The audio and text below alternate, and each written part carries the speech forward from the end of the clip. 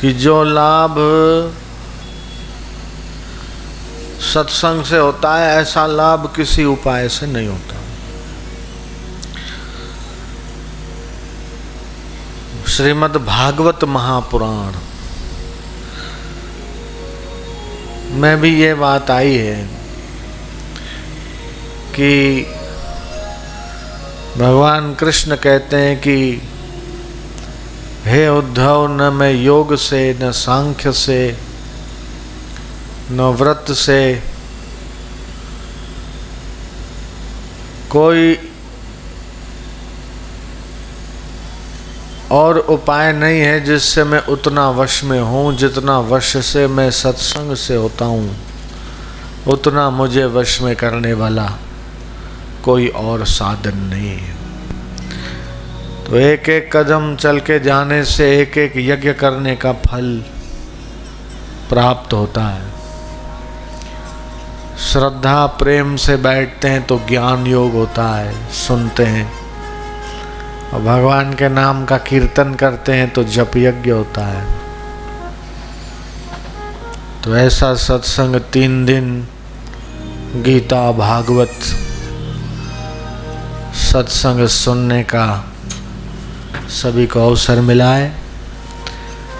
केवल श्रोता ही फायदे में ऐसी बात नहीं, वक्ता भी फायदे में है। श्रोता और वक्ता दोनों का मंगल भगवत कथा से हो जाता है। हरि कथा ही कथा, बाकी सब जग की व्यथा। भगवान की कथा ही कथा है, बाकी तो है जगत की व्यथा। तो आओ थोड़ी देर हम लोग आज इस पहले दिन के पहले सत्र में श्री भगवत गुणगान से अपने जीवन को धन्य करें। दोनों हाथ जोड़ के आइए भगवान की प्रार्थना कर लें। त्वमेव माता च पिता त्वमेव, त्वमेव बंधु च सखा त्वमेव, त्वमेव विद्या द्रविणं त्वमेव, त्वमेव सर्वं मम देव देव। हे नाथ, हे दीन बंधु, हे दयालु देवता, तुम ही मेरी माँ हो, तुम ही मेरे पिता हो, तुम ही मेरे बंधु हो, तुम ही मेरे सखा हो, तुम ही मेरा सर्वस्व हो। ये शरीर का साथ और संसार का साथ ये तो छूट जाता। बचपन छूट गया, जवानी छूट गई या छूट रही है, बुढ़ापा छूट जाएगा। मिला है वो छूट जाएगा, सदा किसी के साथ गया नहीं और जा सकता नहीं। इस बात में दो मत हो तो बताओ। माइया देविया, सजनों, भद्र पुरुषों, ये बिल्कुल सबके अनुभव की बात है पक्की कि जो मिला है वो सब छूटने के लिए है, छूट रहा है, जा रहा है। लेकिन ऐसे मरण धर्मा शरीर में और संसार में एक चीज ऐसी है जो छूटती नहीं है। दुनिया की कमाई तो छूट सकती है, लेकिन ये गुरु का प्रसाद की जो कमाई, ये सत्संग की कमाई है, तो मरने के बाद भी हमारे साथ चलने वाली कमाई, जिसे करने के लिए हम लोग यहाँ पर इकट्ठे हुए। काकरोली समिति वाले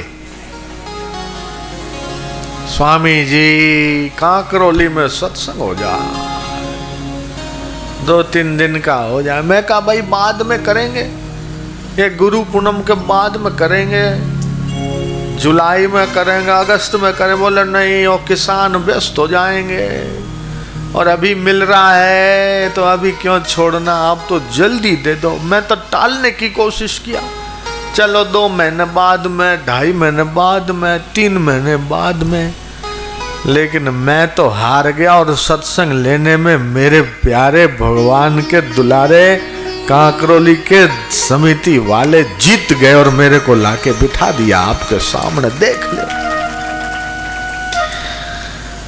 खिला पिला के देह बढ़ाया वो भी अग्नि में जलाना है। कर सत्संग अभी से प्यारे, नहीं तो फिर पछताना है। सत्संग बिना सत्कर्म न सूझे, और सत्कर्म बिना अनुभव कैसा। जितने भी अच्छे काम है, बढ़िया काम है, मंगलमय काम है, उन सब कामों की शुरुआत या उन सब कामों का मंगल इस सत्संग से होता है। कितनों के परिवार के झगड़े दूर हुए, कितनों के कर्जे दूर हुए। मैं आपको उपाय बताऊंगा। जो लोग बोलते हैं हमारी दुकान अच्छी नहीं चलती, बरकत नहीं होती, मेरे पास है ऐसा उपाय। वो आप करोगे, दुकान बढ़िया चले, धंधा अच्छा। वो तो अच्छा है, ठीक है, बढ़िया है, वो तो उपाय बताऊंगा। लेकिन उसके साथ साथ आपके दिल में भी ऐसा आनंद आ जाए, जो हजार हजार दुख की परिस्थितियां आ जाए, फिर भी आपका आनंद कम न हो, वो भगवान का आनंद आपके दिल में प्रकट हो जाए। मैं आपको एक श्लोक बुलवाता हूं, जरूर बोलिएगा। गीतायाः श्लोक पाठेन, गीतायाः श्लोक पाठेन, गोविंद स्मृति कीर्तनात्, गोविंद स्मृति कीर्तनात्, साधु दर्शन मात्रेण, साधु दर्शन मात्रेण, तीर्थ कोटि फलम लभेत्, तीर्थ कोटि फलम लभेत्। इस श्लोक का अर्थ है कि श्रीमद् भगवत गीता के एकाद श्लोक का पाठ करने से, गोविंद नाम का कीर्तन करने से, भगवान के नाम का संकीर्तन करने से, और सच्चे साधु पुरुष का दर्शन करने से, ये तीन काम। याद रहा? पहला काम कौन सा? गीता के श्लोक का पाठ। दूसरा है भगवान के नाम का कीर्तन, और तीसरा साधु पुरुष का दर्शन। ये तीन काम आपने कर लिए ना, आपके चारों धाम की यात्रा हो गई। तीर्थ कोटि फलम लभेत, करोड़ों करोड़ों तीर्थ करने का फल होता है घर बैठे। बद्री, केदार, गंगोत्री, यमुनोत्री गए, बस में बैठे, ड्राइवर थोड़ा शराबी था, झोंका आया, गए तो बद्रीनाथ थे, वहीं के वहीं सीधे ऊपर चले गए, बस गिर गई। 15 तो लापता और 17 लोग घायल, ऐसा अखबारों में आता है। 4 धाम जाने वाली बस खाई में गिरी, इतने मरे, इतने घायल, इतने अस्पताल में, उसमें से भी कितने बचेंगे और कितनों को फ्रैक्चर, कितनों को कुछ, उसमें तो खतरा है। लेकिन ये जो सत्संग की बस है, सत्संग की गाड़ी है, इसमें न एक्सीडेंट होने का खतरा है, न घायल होने का खतरा है। इसमें तो जीते जी भव से पार होने का मंगलमय रास्ता है। इसलिए ठीक कहा, सत्संग बिना सत्कर्म न सूझे, सत्कर्म बिना अनुभव कैसा। एक घड़ी आधी में पुनियाद, तुलसी संगत साधु की, कटे कोटि अपराध सियावर रामचंद्र की जय। वृंदावन में स्वामी शरणानंद जी महाराज रहते थे। उनकी बाहर की आंखें नहीं थी, प्रज्ञा चक्षु थे, लेकिन ज्ञान की और विवेक की ऐसी आंखें उनकी खुली थी कि बड़े बड़े साधु संत उनका सत्संग सुनने जाते थे। बड़े महान संत हो गए। उनसे किसी ने प्रश्न किया कि सत्संग में इतना सारा खर्च हो जाता है, महाराज आपका इस मामले में क्या कहना है? उन्होंने बहुत बढ़िया बात बताई। वो बोले कि लड़का लड़की का संबंध होता है, शादी होता है, लोग लाखों करोड़ों रुपए फूंक देते हैं। क्या ये गारंटी है कि लड़का लड़की का वो जो संबंध किया वो जिंदगी भर टिकेगा? करोड़ों रुपए लगा के शादी कर ली और संबंध टूट जाता है। लेकिन जीवात्मा की परमात्मा के साथ शादी कराने का जो अवसर है वो है सत्संग। मैं आपको ये विश्वास दिलाना चाहता हूँ कि इतने खर्चे के बाद भी अगर भाई बहनों के जीवन में वास्तविक असली जीवन की मांग जागृत हो जाए तो उसके ऊपर सारे दुनिया की संपत्ति भी न्यौछावर कर दो तो कम है ये सत्संग की महिमा। दो व्यक्तियों का मिलन हुआ, शादी हुई, 7 फेरे हुए। हिंदुओं में शादी पक्की और सिखों में 4 फेरे हुए तो शादी पक्की। लेकिन सत्संग में भगवान के नाम और भगवान के ज्ञान से बिन फेरे ही शादी हो जाती है और वो शादी कभी टूटती नहीं, वो पक्की शादी। हर रोज नई शादी है, हर रोज मुबारकबादी है। जब आशिक मस्त फकीर का हुआ तो क्या दिलगिरी बाबा। सबको आनंद चाहिए, सबको सुख चाहिए, सबको मस्ती चाहिए, सबको ऐसा सुख चाहिए जो कभी जाए नहीं, मिटे नहीं, कम न हो, क्षणिक न हो, निरंतर हो, सदा बना रहे। और वैसा सुख अगर मिल सकता है तो संतों के साथ मिल सकता है, भगवान के नाम में मिल सकता है, उनके ज्ञान में मिल सकता है।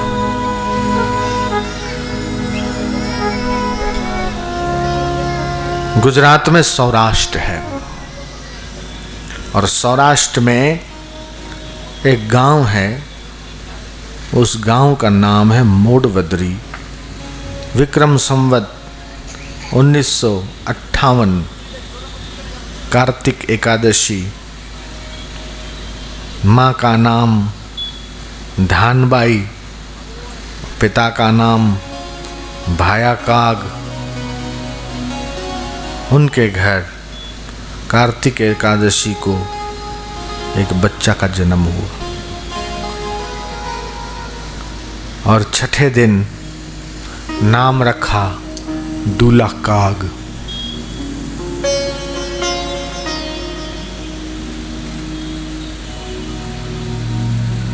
बढ़ता गया, स्कूल में डाला। स्कूल में जाए, थोड़ा बहुत पढ़े न पढ़े, आंखें बंद करके बैठ जाए भगवान के ध्यान में। दूसरी क्लास में ऐसा, तीसरी में ऐसा, चौथी में ऐसा।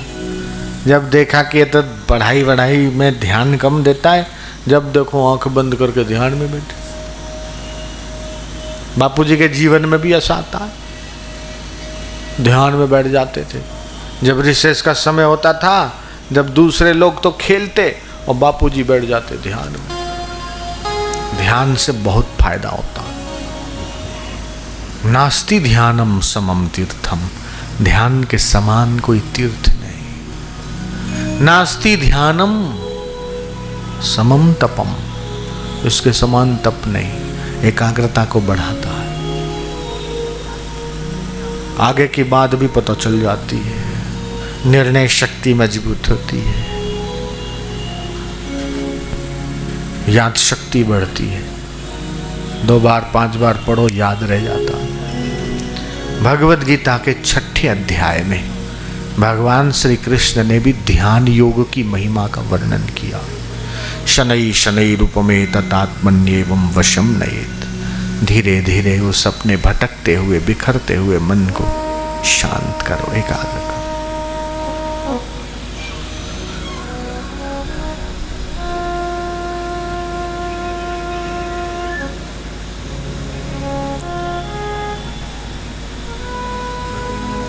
ध्यानात् पापानि नश्यन्ति, ध्यान से पाप नष्ट होते हैं। ध्यानात् प्रसीदति हरि, ध्यान से भगवान प्रसन्न होते हैं। ध्यानात् मोक्षम च विन्दति, ध्यान से मोक्ष मिलता है। ध्यानात् सर्व साधनम, सर्व साधनों में सफलता मिलती है।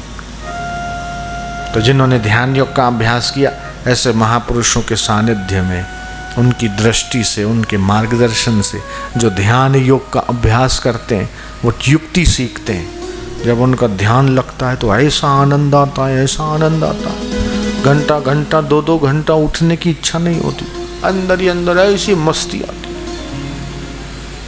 बाहर का रस उसके सामने फीका हो जाता, ध्यान में ऐसा मजा आता।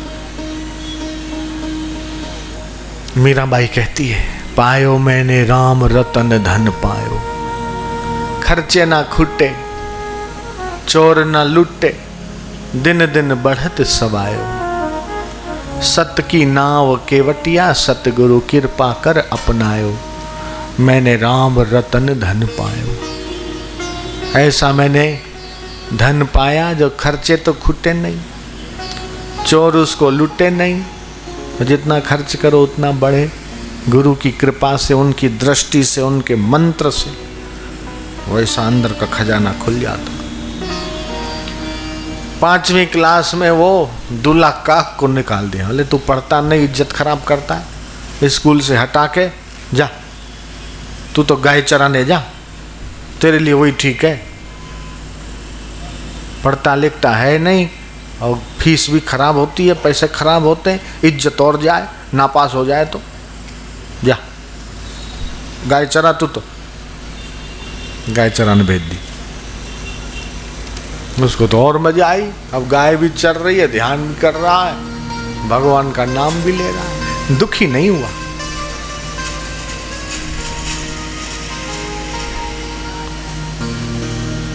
जो जरा जरा बात में दुखी हो जाते हैं ना, उनका मन दुर्बल है। जरा गर्मी लगी, हाय रे हाय, जरा सर्दी लगी, हाय रे हाय, जरा सा बरसात आई, हाय बरसात आ गई। अरे बरसात भी सहो, सर्दी भी सहो, गर्मी भी सहो, तेरे फूलों से भी प्यार, तेरे कांटों से भी प्यार दाता, जो देना चाहे दे दे सरकार, दुनिया के तारणहार, जो भगवान दे दे वाह वाह, सुख की परिस्थिति दे दे वाह वाह, दुख की दे दे वाह वाह, उसका भेजेड़ा सब बढ़िया है, अपन क्यों फरियाद करें, तेरी इच्छा तेरी मर्जी पूर्ण हो। कथा कहती है, गाय चराता, पेड़ की छांव में बैठ के भगवान का नाम लेता, हरि नाम सुमिर सुमिर हरि नाम, जगत में जीवन 2 दिन का। तो रामायण के दोहे चौपाइयां गा रहा था, कोई महात्मा ने सिखा दिया।